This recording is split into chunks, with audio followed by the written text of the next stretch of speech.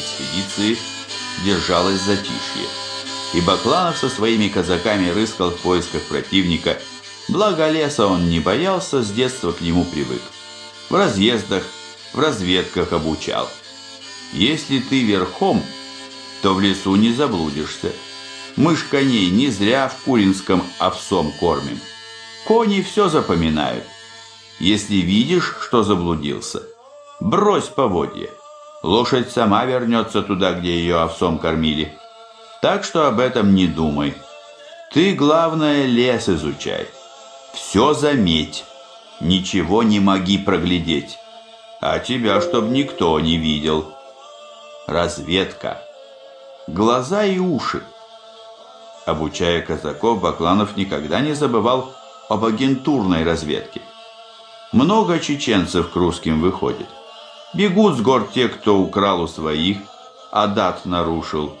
Кровники. Просто любопытные приходят. Есть из кого вербовать. На свой аул они, конечно, не поведут, а на чужой, на соседской.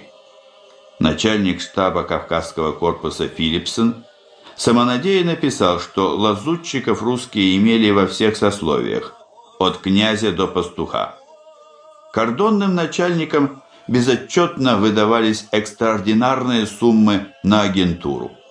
Щедрая плата лазутчикам производила разрушительное действие на нравственность этого дикого народа и могла бы окончательно его развратить, если бы значительная часть этой суммы самовольно не отклонялась от своего назначения.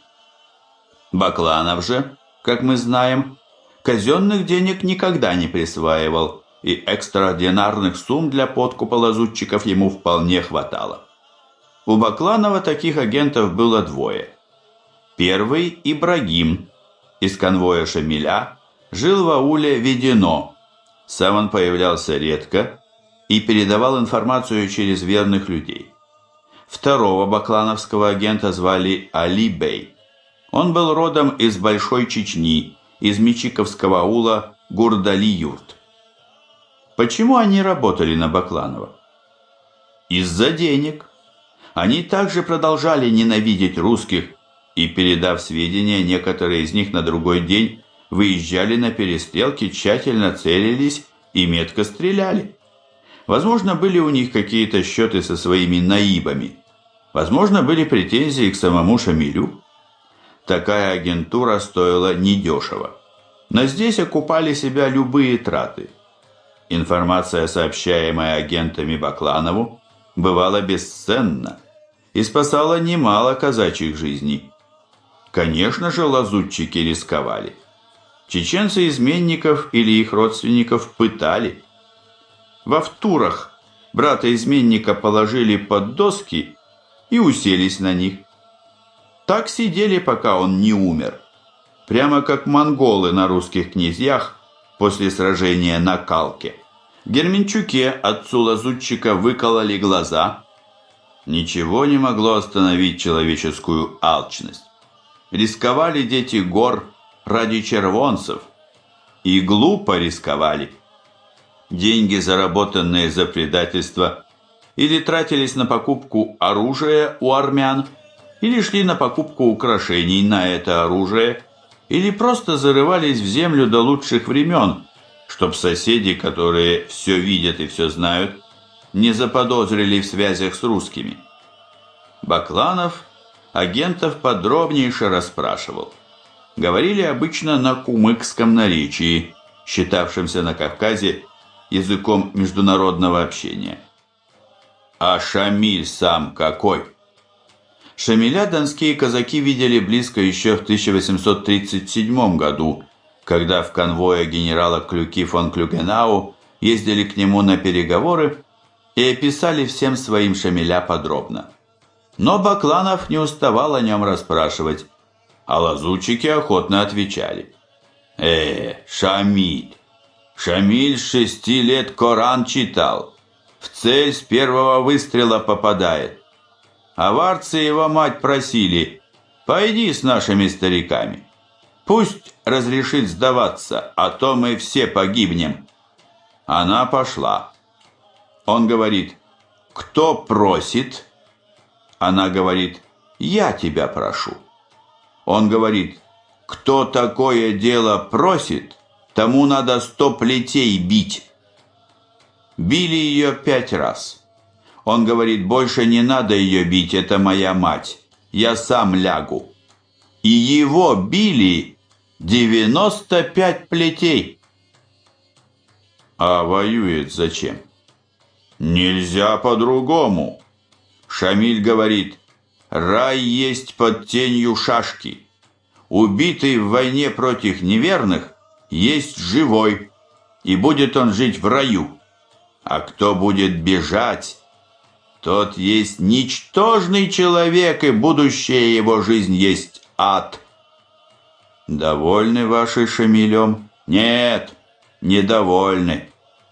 Что так? Мурзадеков содержат, мюридов содержат, весь Дагестан кормят. У кумыков и на тереке я за рубль 5 саб муки продам, а наибы за рубль 12 саб муки забирают. Тавлинцев по аулам поставили. Кормить их заставляет. Пусть в набег идут, сами себя кормят. Отложились бы. Куда? Замирились бы. Лица лазутчиков каменели. Ненависть к русским перевешивала недовольство Шамилем. Отвечали по-тюркски: «Сармагьян сиз, айтамагьян биз». Вы не спрашивали, мы не говорили. А где сейчас Шамиль? Введено, скоро в Шали будет. На нас пойдет? Нет, не думаю. Ты узнай, куда он собирается идти.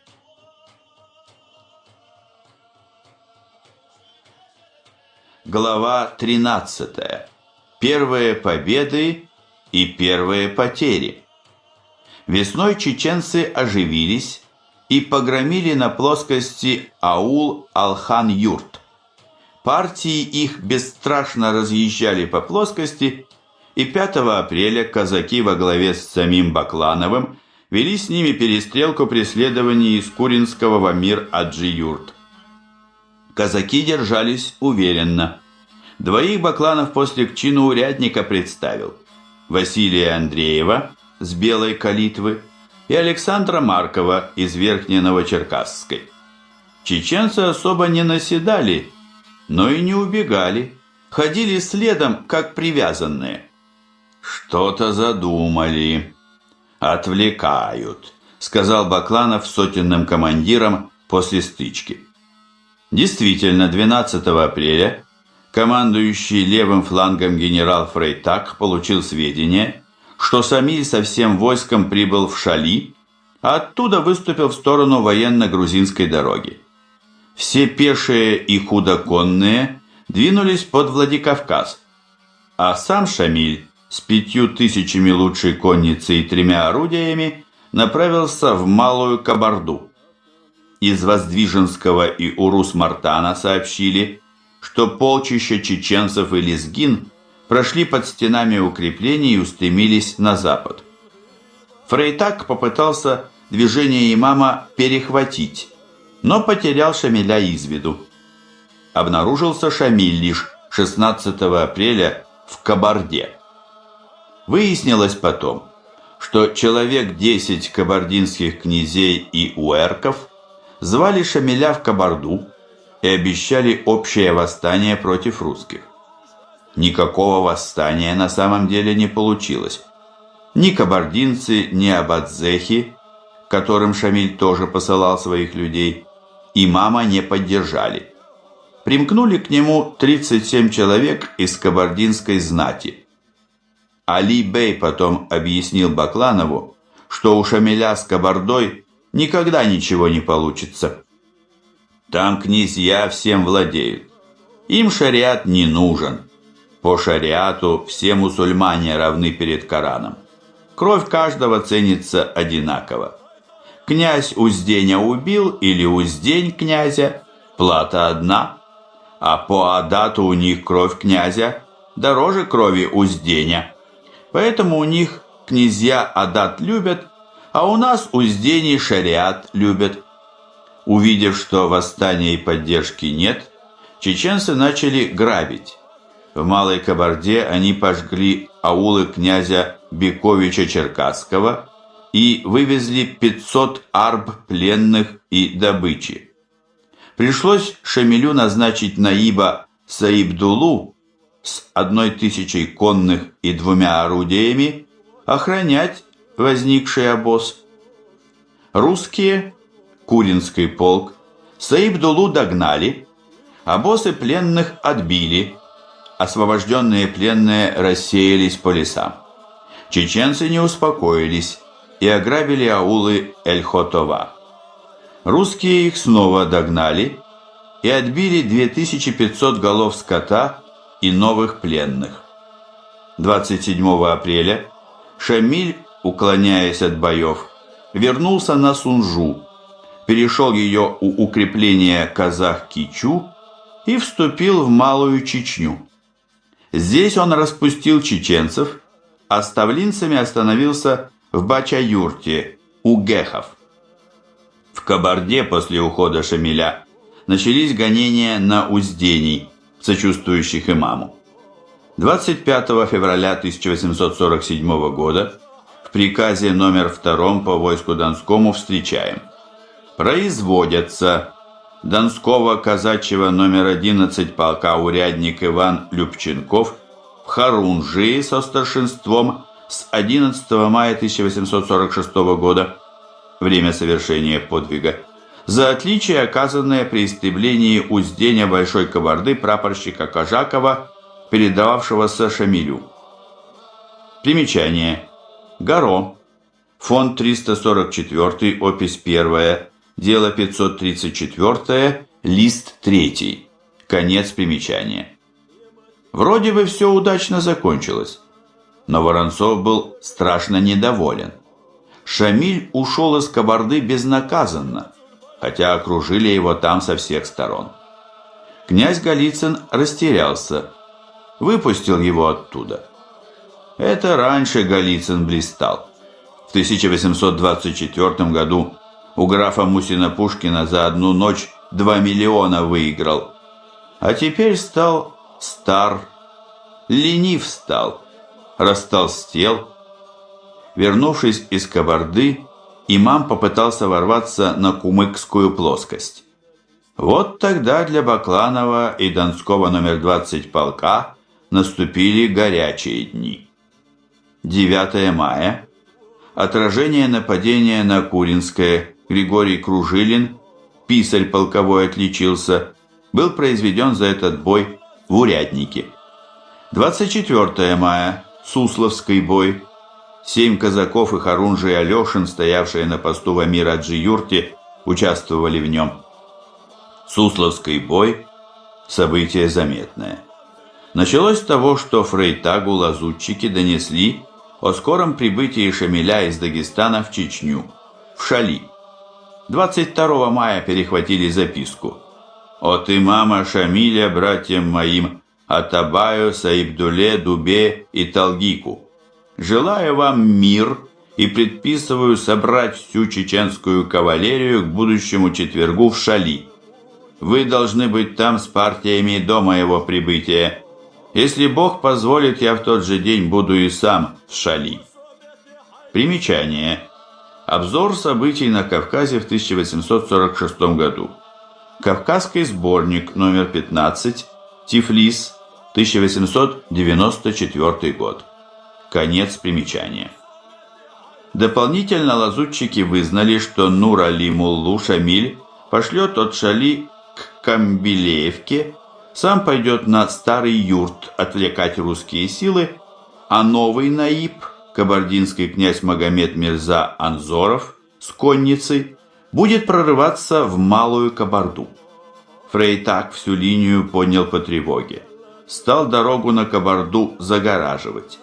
Но 23 мая, поздно вечером, новый лазутчик сообщил, что Шамиль в Шали не приехал, а собравшаяся чеченская конница из Шали пошла к Мичику, где ждет ее конница из Ичкерии, Ауха и Салатавии. Стал Фрейтаг войска двигать, чтобы прикрыть Кумыкскую плоскость. Командиру Гребенского полка подполковнику Суслову приказал идти на Амир-Аджи-юрт, а полковнику Меллеру-Закамельскому с 2 батальонами из Грозной к Кумахан-юрту и оттуда в случае налета двигаться к Карасу и Слепцова с гребенцами взять с собой. 24 мая утром Суслов в Червленой, не получив еще приказа от Фрейтага, узнал от прискакавшего станишника, что чеченцы напротив станицы Шелкозаводской собирают жителей аула Акбулат-Юрт и хотят вывести их в горы. Весь свой подвижной резерв он, не раздумывая, послал к Шелкозаводской и сразу же получил приказ от Фрейтага идти к Амир-Анджи-Юрту. Туда, согласно приказу, он и двинулся с оставшимися, имея с собой всего несколько десятков всадников.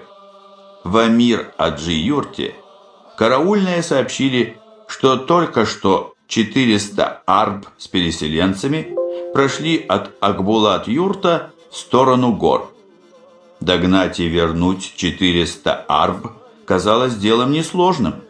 Суслов взял из Амир-Аджи-Юрта пост донцов Алешина, и еще к нему присоединились 7 офицеров и 1 местный помещик, отставной капитан Холстатов. Погнались.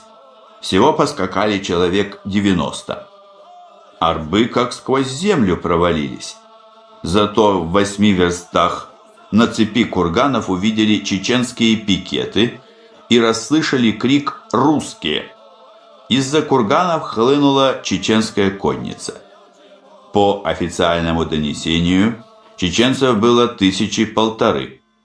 Потом уже пошли легенды, что Суслов нарвался на 4000, которые отдыхали за холмами. Попали казаки в безвыходное положение. Кони устали, не уйдешь. Приказал Суслов: режь коней. Так 5 часов отбивались. На самом деле, до чеченцев было еще далеко, и при желании казаки ушли бы.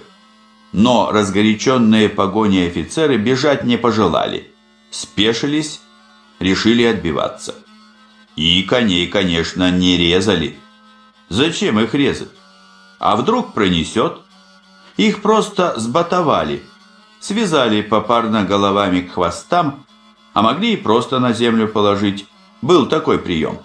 В общем, прикрылись лошадьми, как живым щитом. Чеченцы подскакали, окружили, дали залп и в шашки. Казаки в ответ залпом их встретили. Чеченцы схлынули и снова кинулись. Снова их отбили. Бой затянулся. Разозлились, стали по лошадям стрелять. Казаки по чеченским, чеченцы по казачьим. Валились казачьи лошади, а разбежаться не могли. Так связаны, что не побежишь. Подсчитали потом, что в каждую казачью лошадь в среднем по 8 пуль попало. Живой щит превратился в замкнутый вал из конских трупов. Всего 1 лошадь уцелела. Но и чеченцам это не на руку. Кинутся они в шашки, а их лошади упираются. На убитых лошадей идти боятся. Так отбивались 2 часа. Но и этого хватило. Патроны кончаются. Заскучали казаки. Вспомнили, что несколько лет назад здесь же перебили чеченцы 3 казачьи сотни полковника Волжинского. Офицеры их подбадривали. Помещик, увязавшийся соломенной шляпой, отсвечивал, но держался молодцом. Тут от Амир-Аджи-Юрта помощь показалась. Всего 25 казаков, но поняли чеченцы, что по всей линии тревога началась, и от Куринского Бакланов с 2 сотнями спешил, а за ним 3 роты кабардинского полка и 2 орудия на ухабах подпрыгивали. Ускакали чеченцы. Бакланов преследовал. У казаков потери 5 убитых, 49 раненых. Чеченцы своих пораженных с собой увезли. Сколько их было, бог весть. Алешина произвели в сотники, со старшинством с 24 мая 1846 года. Из его людей погиб всего один казак – Андрей Степанцов из Маночской станицы. Потом еще Антон Дьяконов из Махинской станицы от ран скончался. В Акбулат-юрте осталось всего 36 семейств. 150 ушли в горы. Аул важный, связывал плоскость с крепостью Грозной. Пришлось ставить туда роту пехоты с орудием и 25 кумыков-милиционеров. В начале лета, как обычно, дожди начались. Бакланов с командой казаков был в отряде командира Кабардинского егерского полка генерал-майора Козловского при заложении им укрепления Хасав-юрт на речке Ярык-Су в 11 верстах от Внезапной. Заложение крепости – шаг солидный, капитальный и бесповоротный. И поручено надежному человеку.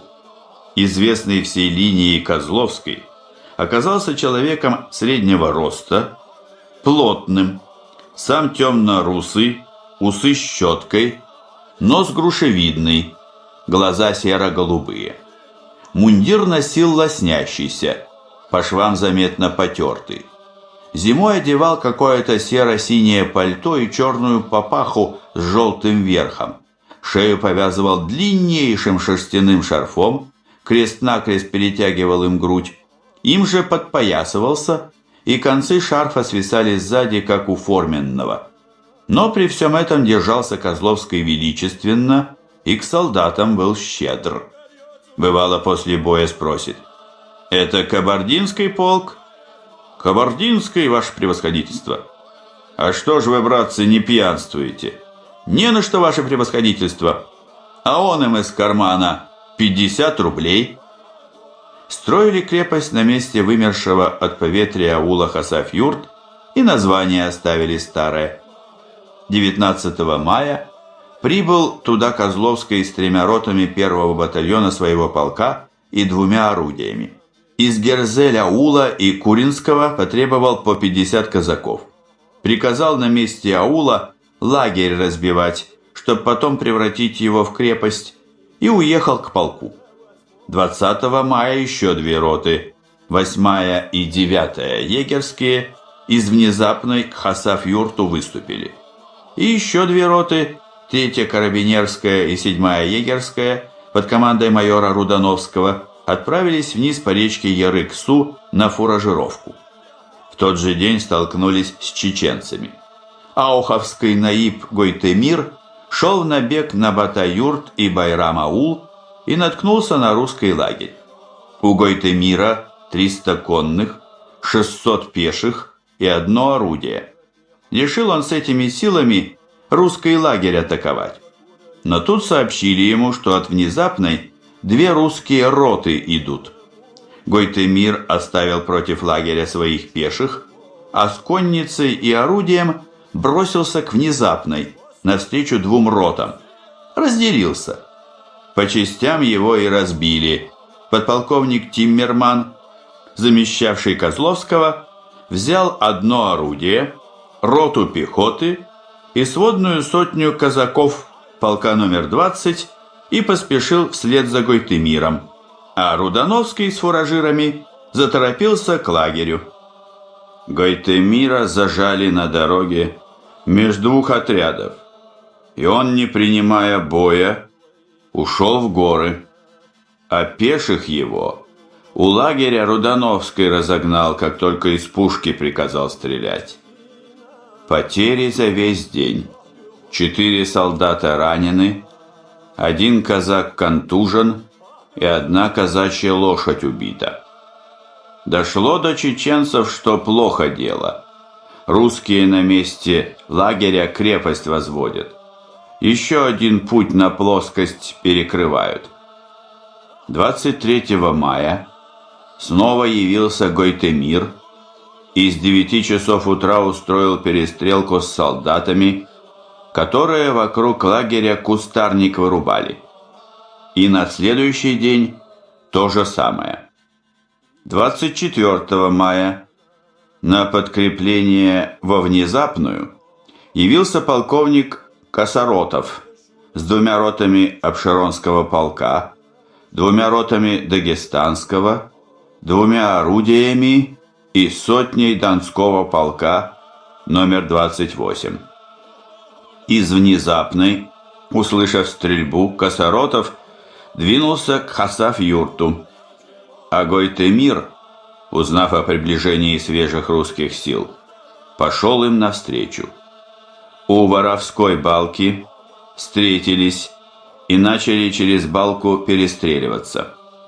И снова Тиммерман взял 3 роты, 1 орудие и, поспешив вслед за Гойтемиром, ударил ему в спину. Гойтемир бежал в горы. Русские потеряли 1 офицера убитым, 4 солдат ранеными и 5 контуженными. 25 мая вернулся Козловский.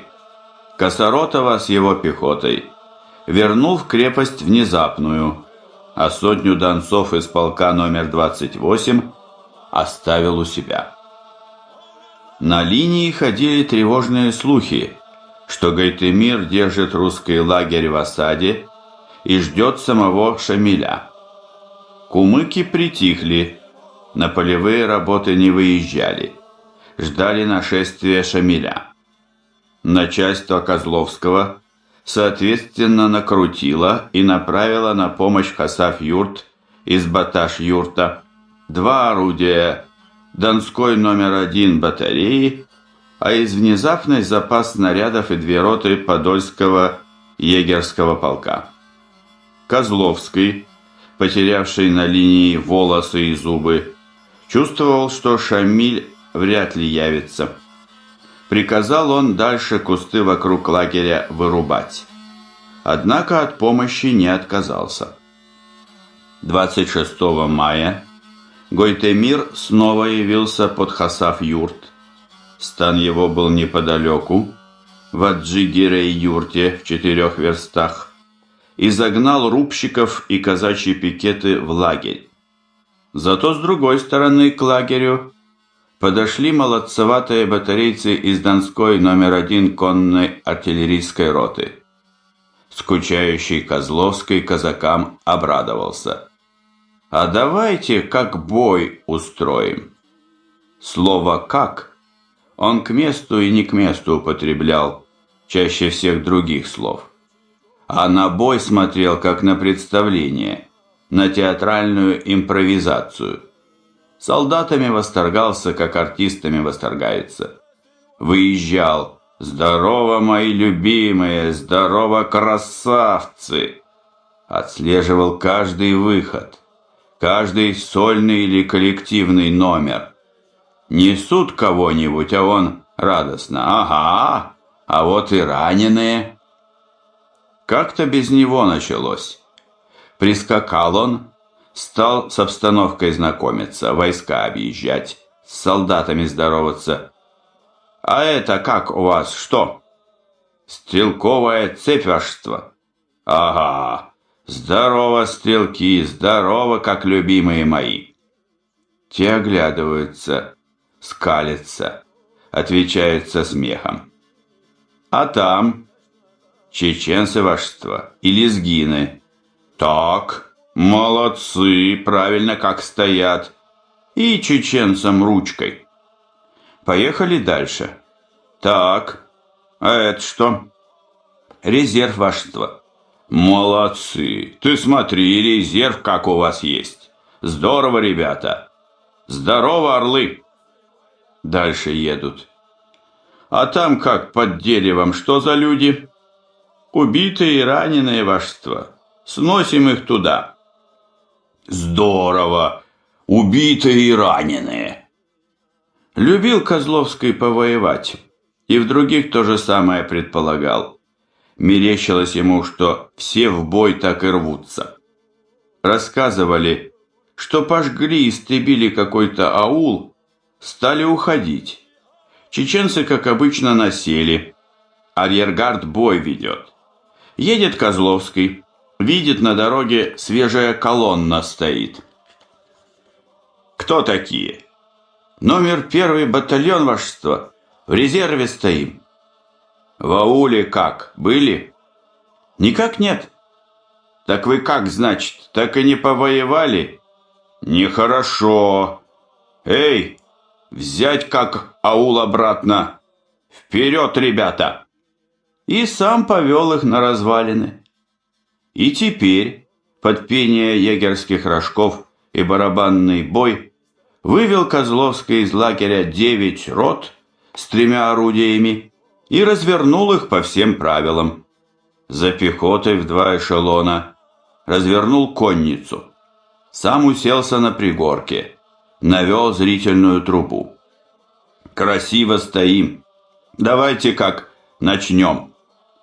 По знаку 1 эшелон конницы, сотня полка номер 28 во главе с войсковым старшиной Бирюковым, проскочил в интервалы между ротами и с гиком, свистом и стрельбой поскакал прямо на чеченцев. Те шарахнулись в разные стороны. Бирюков лихо проскакал 4 версты. Дальше был стан Гойтемира, и казаки также быстро поскакали обратно. Чеченцы злой сворой помчались со всех сторон на перехват. Козловский за это время полюбовался атакой. Лихо как скачут, пыль столбом. Заблаговременно послал влево на высотку несколько рот с Тиммерманом и велел выдвинуться вперед сквозь интервалы пехоты 2-му эшелону казаков.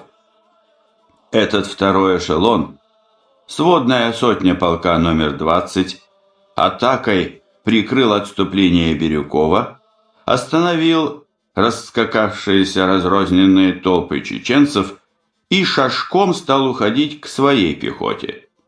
Разгоряченный Гойтемир собрал всю свою не менее разгоряченную и, как казалось, победоносную конницу и плотной массой бросил ее вслед за казаками. Казаки в лаве как можно дольше шагом отходили к своей пехоте, потом, как нашкодившие коты, брызнули в разные стороны перед налетающими толпищами, и чеченцы попали под убийственный перекрестный огонь егерей и артиллерии. «Ага, констатировал Козловский. «Атака конницы как? На нерастроенную пехоту, как и артиллерию. Конец, как обычно, одинаковый». И дальше, взяв под свое командование 2 свежие роты Подольского полка, он скомандовал общую атаку пехоты.